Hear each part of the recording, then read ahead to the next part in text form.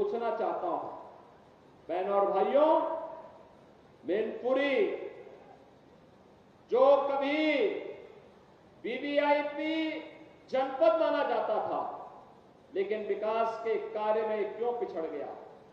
मैनपुरी तो हमारे ऋषियों की धरती रही है, मयन ऋषि से जुड़ी हुई धरती रही है, मार्कंडे ऋषि से जुड़ी हुई धरती रही है। यह धरती च्यवन ऋषि के साथ जुड़ी रही, इसका संबंध रहा है।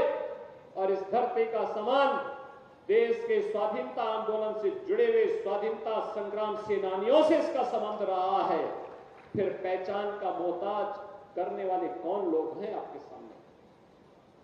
ये वही लोग हैं जिन लोगों ने आपके सामने जो पहचान का संकट खड़ा किया, आपके सामने पहचान का संकट खड़ा किया, प्रदेश के सामने, उनके सामने अपने अस्तित्व का संकट खड़ा किया इन लोगों ने।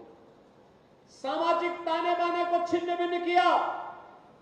अराजकता और गुंडागिर्दी इनके डीएनए का हिस्सा है और प्रदेश में इनका मॉडल देखना है तो मॉडल इनका विकास का नहीं है।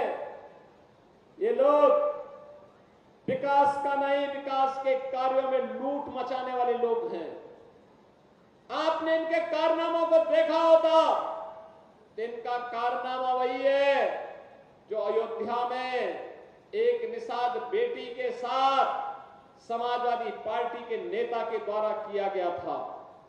इनके घिनौने कृत्य वही है जो लखनऊ में एक बेटी को कैसे इन लोगों के द्वारा गिराया जाता है, ये इनका चेहरा है। और इनके वास्तविक कारनामे देखने हो तो कन्नौज में घटित घटना और नवाब ब्रांड ये समाजवादी पार्टी का वास्तविक चेहरा है। बहनों और भाइयों, पहले सामाजिक ताने बाने को इन्होंने छिन्न भिन्न किया, प्रदेश को दंगों की आग में झोंका, विकास के लिए और गरीब कल्याण के लिए जो धनराशि राज्य की लगनी चाहिए थी उसमें लूट खसोट किया, नौजवानों को मिलने वाली नौकरी में डकैतियां डाली गई। आज आप देख रहे होंगे कि कल हम लोग 1000 नौजवानों को सरकारी नियुक्ति पत्र देने जा रहे हैं। अभी हाल ही में आपने देखा होगा 60,200 से अधिक नौजवानों को उत्तर प्रदेश पुलिस बल में नियुक्ति के लिए हम लोगों ने परीक्षा सफलतापूर्वक संपन्न की।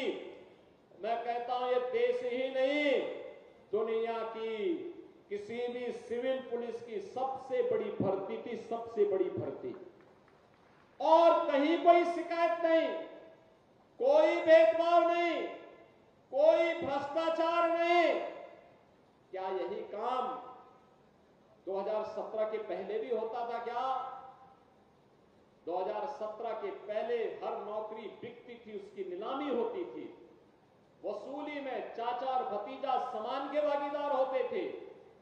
और बाद में जब ज्यादा वसूली होती थी तो चाचा को धकेल दिया जाता था, भतीजा अकेले ही बैग लेके भाग जाता था। यही दृश्य पूरे प्रदेश का हुआ करता था। विकास के नाम पर भी यही लूट खसोट मची हुई थी, यही लूट पूरे प्रदेश में बची हुई थी। बहनों और भाइयों, इनको मैनपुरी की चिंता नहीं थी, इनको इटावा की चिंता नहीं थी, इनको स्वयं की चिंता थी। इनको प्रदेश की चिंता नहीं थी क्योंकि इनको स्वयं की चिंता थी। और इसीलिए जब उनको लगा कि अब उत्तर प्रदेश सुरक्षित नहीं रहा तो इन लोगों ने तो अपने लिए दुनिया के अलग अलग देशों में द्वीप खरीद लिए होंगे।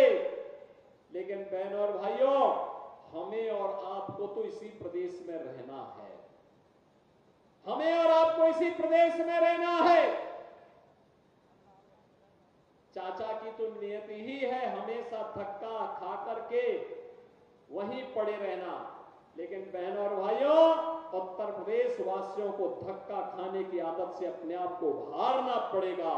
सम्मान के साथ राष्ट्रवादी मिशन का सिपाही बन करके आगे बढ़ने की हमें आदत डालनी पड़ेगी।